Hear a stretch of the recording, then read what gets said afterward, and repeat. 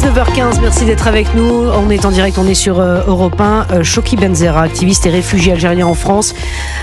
Et mon invité, bonsoir Chokri Benzera. Bonsoir. Merci d'être là en direct. Évidemment, on voulait vous faire réagir et vous entendre. D'abord sur cette décision de Doualem. Finalement, la juge des libertés et de la détention a décidé cet après-midi de le maintenir en rétention pour 26 jours supplémentaires. D'abord, est-ce que c'est de nature à vous rassurer? Parce que vous êtes la cible depuis que vous avez dénoncé, vous avez été lanceur d'alerte. Je vous avais reçu dans cette émission. Vous aviez dénoncé et traduit effectivement ce que certains influenceurs algériens répandaient sur les réseaux sociaux. Donc, est-ce que cette décision, ça vous rassure?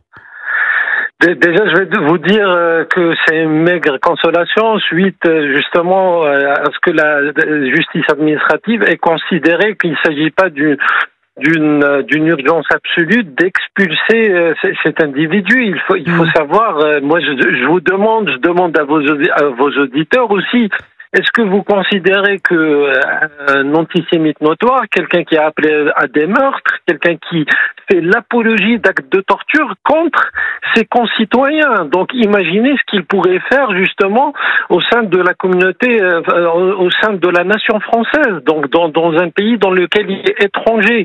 Est-ce qu'il n'est pas inquiétant de garder ce type d'individu sur le sol français, même si c'est vrai que là, le fait de le maintenir en détention, c'est, disons, un sursis, en rétention, pardon, et il s'agit disons, de quelque chose qui réduit un petit peu l'inquiétude, mais pendant quelques jours, c'est juste un sursis, en attendant qu'il y ait une décision qui, en l'espérant, sera bien sûr l'expulsion de cet individu. Bon, je voudrais qu'on parle un peu de vous, Chokri Benzera. Pourquoi ?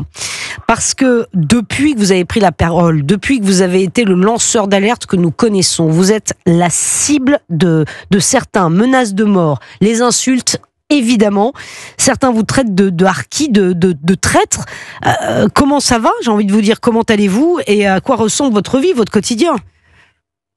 Déjà, peut-être expliquer que ces insultes aussi de harkis, de traîtres, viennent beaucoup de France, c'est-à-dire de personnes qui sont sur le sol français et qui considèrent que le fait d'avoir lancé l'alerte, d'avoir dénoncé des gens qui appellent aux attentats, qui appellent au meurtre, me valent d'être taxés de traîtres à la nation algérienne, alors que ces gens-là, même ce Doualem ou d'autres influenceurs ou les gens qui ont quand même lancé une grande vague de solidarité avec eux, sont sur le sol français, profitent du système français, vivent en France, d'ailleurs ne veulent pas quitter la France. Il est étonnant que ce Doualem qui se disait nationaliste, avec une haine viscérale de la France et ne veut pas quitter la France. Il dit même qu'il était sous l'emprise de certains psychotropes, pour avoir tenu les propos qu'il a tenus. Oui. Donc aujourd'hui, bien sûr, moi je vais vous dire, j'ai obtenu l'asile en France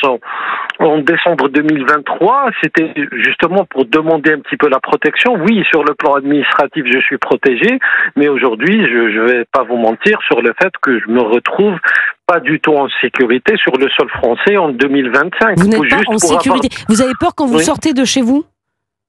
Ah oui, d'ailleurs je sors très rarement de chez moi. Quand ça se fait en voiture, donc je vis un petit peu cloisonné, un petit peu avec une peur de me retrouver dans les rues d'une grande ville française quand même qui est Lyon ou d'ailleurs ailleurs. Donc ça, je pense qu'il faut quand même se poser des questions.